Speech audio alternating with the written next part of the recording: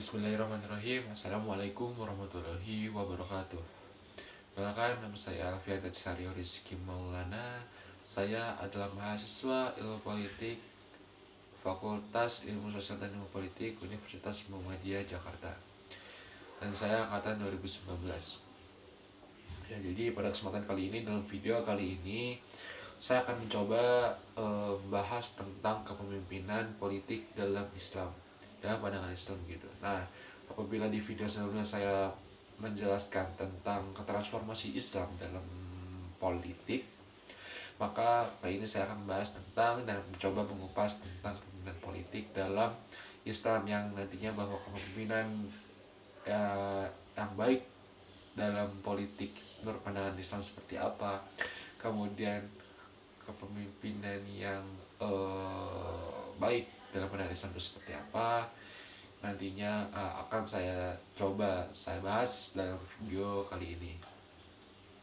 Oke, jadi keharusan ada pemimpin itu wajib pada setiap komunitas kecil apapun, tidak diingkari baik oleh norma sosial maupun norma agama Islam. Sebenarnya manusia sebagai makhluk sosial, dan dalam memenuhi kebutuhan hidupnya selalu berkumpul, bergaul, dan berinteraksi dengan sesamanya. Nah, ternyata dalam hal ini mereka memerlukan seorang pemimpin yang dapat dipercaya dan mampu memimpin. Dalam sebuah hadis yang diriwayatkan oleh Imam Abu Daud, Rasulullah SAW pernah mengatakan, apabila 3 orang keluar bepergian, maka hendaklah mereka menunjuk salah satunya menjadi pemimpin. Imam Ahmad dalam kitab Musnadnya meriwayatkan hadis, tidak halal bagi 3 orang berada di padang sakro dari bumi kecuali harus menjadikan salah satu seorang pemimpin. Nah, kata pemimpin dan kepemimpinan berbeda, tapi yang satu kata benda dan yang lain kata abstrak. Tapi keduanya tidak dapat dipisahkan dalam konsep yang normal. Pemimpin adalah sosok yang berwatak dan berkarakter. Kepemimpinan bahkan mampu melaksanakan tugas kepemimpinan. Meskipun demikian, tidak mustahil dan tidak menutup kemungkinan terjadi penyimpangan dengan diangkatnya seorang pemimpin formal maupun pemimpin non formal yang tidak bisa menampilkan sikap dan perilaku kepemimpinan. Nah, bila di politik dipahami sebagai kekuasaan formal, maka kepemimpinan politik merupakan kekuatan formal untuk menjalankan kekuasaan atas anggota kelompok kecil maupun besar untuk mencapai tujuan tertentu. Nah, kekuatan itu biasa didukung oleh mekanisme yang mapan dalam sistem kekuasaan yang dihimpun dari berbagai komponen. Ajaran Islam mengenal istilah siyasah, syariah, dan kepemimpinan formal disebut khilafah, imaratul mukminin, dan imamah kubro. Nah, kalangan Syafi'iyah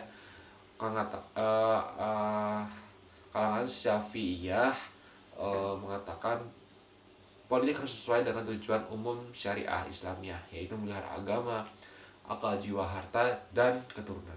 Nah, kalangan Hanafiyah mengatakan siasah adalah suatu upaya memaslahatkan makhluk dengan memberi petunjuk mereka ke jalan yang menyelamatkan di dunia dan akhirat.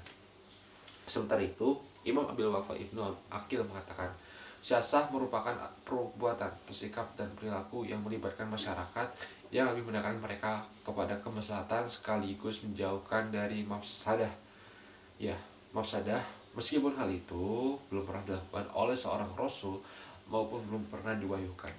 Sedangkan Yusuf Al-Qardawi menegaskan, siasah ialah suatu tindakan penguasa mengenai masalah yang dipertimbangkan olehnya.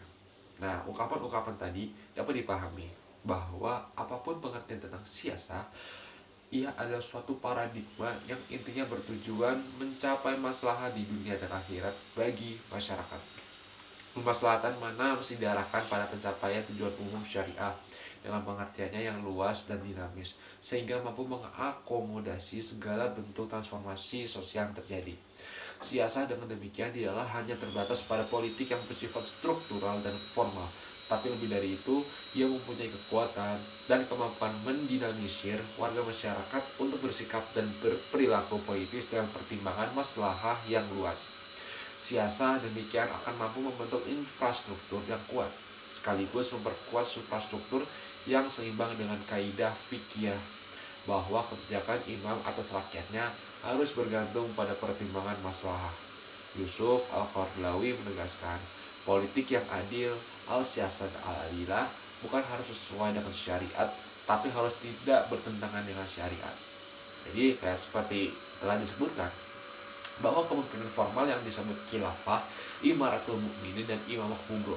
Lalu ada kepemimpinan yang disebut khilafah, amirul mukminin dan al-imam al-akbar. Nah, jadi orang pertama yang disebut khalifah adalah sahabat Abu Bakar karena beliau menggantikan Rasulullah dalam memimpin agama dan politik duniawi. Atas dasar itu, beliau tidak rela disebut khalifah Allah. Kenapa? Nah, kemudian sebagian ulama dan ahli fikih berpendapat tidak boleh meletakkan sebutan khalifah Allah kepada penguasa atau siapapun. Namun ada sebagian ulama yang memperbolehkan atas dasar ayat Al-Quran yang sebagaimana tersebut dalam kitab Nihayat Al-Muhtaj. Nah, pada periode Khalifah Umar bin Khattab, meskipun fungsi khalifah tidak berubah, namun beliau populer disebut Amirul Mukminin. Sedangkan sebutan imam menurut Ibnu Khaldun adalah karena menyerupai imam sholat dalam hal diikuti oleh para makmum. Apapun sebutan yang diberikan kepada pemimpin, pada umumnya ia dimaknai sebagai pemimpin tertinggi bagi suatu daulah. Gitu. Para ulama dalam hal ini mensyaratkan beberapa hal, antara lain adalah ia harus adil untuk dirinya sendiri dalam arti tidak menjalankan kefasikan, serta adil untuk yang dipimpin dalam arti tidak zalim. Yang pertama, sebagaimana telah dirinci oleh para ahli fikih dengan berbagai pandangan, bila ia berubah berbuat kefasikan, berarti ia harus bersih sama sekali dari perbuatan dosa. Tidak ada manusia yang masuk kecuali Nabi, ya gitu. Ini berbeda dengan pendapat kaum Syiah Imamiyah Al-Ja'fariyah yang berpendapat imam adalah maksum lahir maupun batinnya sejak kecil sampai mati seperti Nabi. Pengertian adil diri di sini adalah bila ia menjadikan kewajiban-kewajiban dirinya sendiri furul al-ain secara benar sekaligus tidak melakukan dosa besar, serta tidak terus-menerus meninggalkan dosa kecil. Nah, pengertian adalah untuk yang dipimpin atau untuk orang lain secara esensial tidaklah dipertentangkan oleh para ulama. Sesuai sepakat bahwa imam mutlak harus mempunyai watak, sikap, perilaku, dan kebijakan yang berkeadilan terhadap rakyatnya. Ya, jadi siapapun pemimpinnya, syarat utama yang berpemimpin itu harus bersikap adil terhadap rakyatnya, tidak membedakan rakyat besar dan golongan tinggi dan golongan rendah, tidak memandang ras, tidak memandang agama, dan memandang budaya. Semua harus adil, semua harus dipelayani, harus dilindungi, harus disejahterakan gitu. Nah, jadi mereka tidak saja menggunakan dalil nakliyah maupun akliyah saja gitu, tapi juga menggunakan dalil-dalil adiyah atau taubiyah ya. Hal seperti itu oleh bangsa manapun merupakan norma sosial yang mutlak dibutuhkan dalam kehidupan bermasyarakat, berbangsa, dan bernegara. Apalah bagi seorang imam, ketidakadilan seorang imam akan berdampak negatif secara lebih luas daripada yang dilakukan oleh seseorang yang tidak mempunyai jabatan imamah. Di dunia ini tidak ada yang menyukai kelaliman, menerima ketidakadilan dan menyetujui kesenangan, kecuali bagi mereka yang tidak normal akal pikirannya. Meskipun mereka tak suka dituduh sebagai orang lalim, tidak ada dalam seorang menang. Ini berarti bahwa ketika seseorang menerima jabatan kepemimpinan, pada dasarnya telah menyadari ada tuntutan adalah yang tidak dapat ditawar-tawar. Hanya saja ini yang sering terjadi, manusia tidak menyadari kelemahan, kekurangan, dan cacat dirinya sendiri yang dapat mengaruhi tubuhnya ketidakadilan. Nah, berbeda dengan Abu Bakar As-Siddiq ketika ditetapkan sebagai khalifah pertama, ia mengakui kekurangannya secara jujur tanpa mempertimbangkan harga diri dan kewibawaannya. Hal ini dapat dipahami dari pidato beliau ketika itu. Seperti ini bunyinya ketika beliau pidato, "Saya telah diberi kekuasaan tauliyah atas kalian," kata Abu Bakar. "Padahal saya bukan yang terbaik di antara kalian. Apabila saya benar, dukunglah kepemimpinan saya. Tetapi bila salah atau menyimpang, luruskanlah saya. Taatilah sepanjang saya menaati Allah dalam memimpin kalian. Tapi bila saya berbuat maksiat, maka kalian wajib tidak menaatinya." Nah, sahabat Umar bin Khattab pernah mengatakan, "Siapa di antara kalian melihat adanya penyimpangan pada diri saya, hendaklah ia meluruskannya." Salah seorang mendengar ucapan beliau langsung menanggapi seraya mengatakan, "Kalau saya melihat ada penyimpangan pada dirimu, maka saya akan meluruskannya dengan pedangku." Kontan.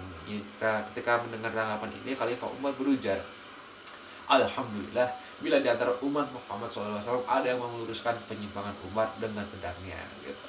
Nah, jadi kalian mempunyai abstraksi yang sangat luas. Karena sering terjadi perbedaan ukuran antara pemimpin dan yang dipimpin.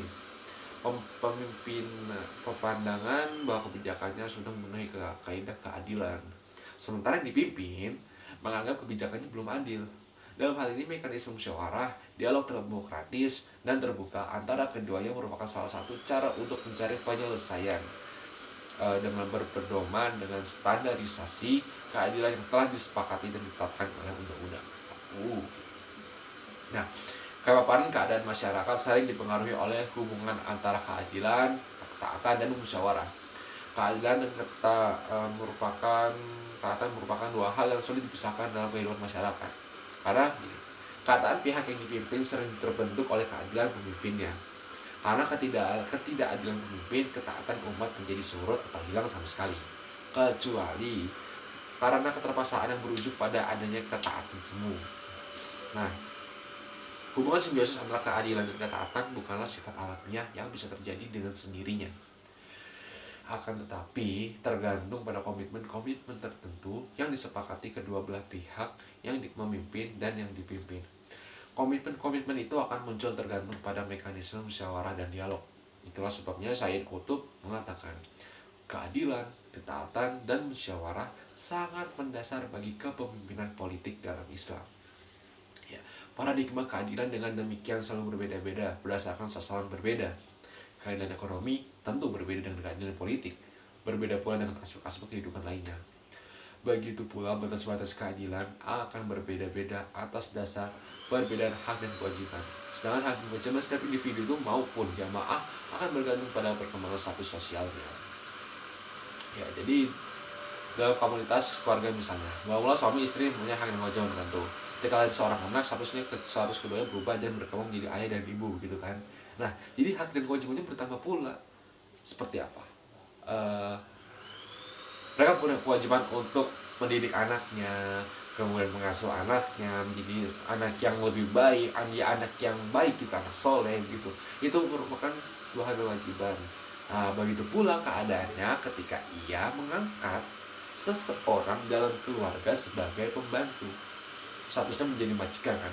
Nah, yang mempunyai hak dan kewajiban tertentu pula, seperti ya menggaji, beri upah, yang bekerja gitu kan, dan seterusnya. Ketika misalnya suami tersebut dipilih menjadi ketua RT, kepala desa dan sebagainya.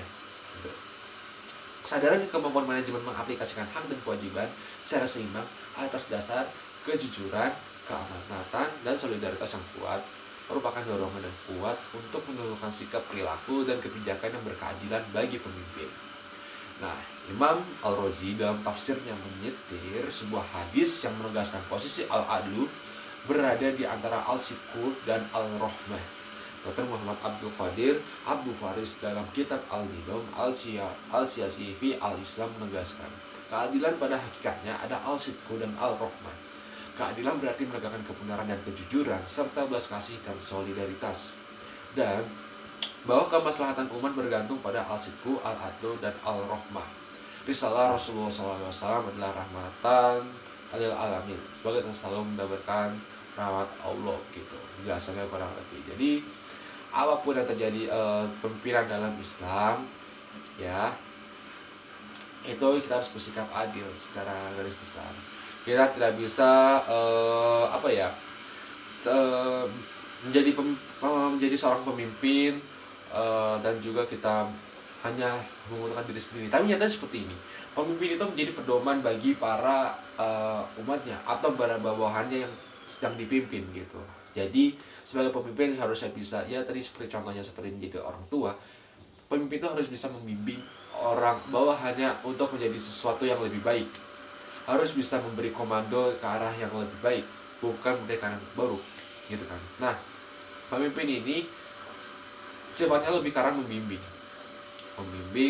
yang berada di bawahannya untuk menjadi seseorang yang lebih bermanfaat dan lebih berguna dan lebih baik lagi dari sebelumnya gitu. Jadi di sini adalah pemimpin harus bisa tegas, adil, dan juga memiliki visi yang jelas gitu, memiliki arahan yang jelas agar para bawahannya ini tidak tersesat dan tidak jadi seseorang yang lebih buruk lagi karena pemimpinnya memiliki kebanyakan sifat buruk gitu. Memang manusia itu tidak sempurna, memiliki kelebihan dan kekurangan masing-masing. Tapi sebagai seorang pemimpin, bagaimana kita bisa menutupi kekurangan kita, dan kita bisa memanfaatkan kelebihan kita untuk apa yang berada di apa yang kita pimpin, siapa yang kita pimpin, agar mereka bisa mengikuti arahan, sehingga mereka mengagumi seorang pemimpin dan selalu belajar banyak dari pemimpin dari yang mereka pimpin. Mungkin sekian dari video kali ini yang dapat saya bahas dan saya kupas. Kurang yang mohon maaf, semoga lebihnya bermanfaat. Bila bisa bilillah, wassalamualaikum warahmatullahi wabarakatuh.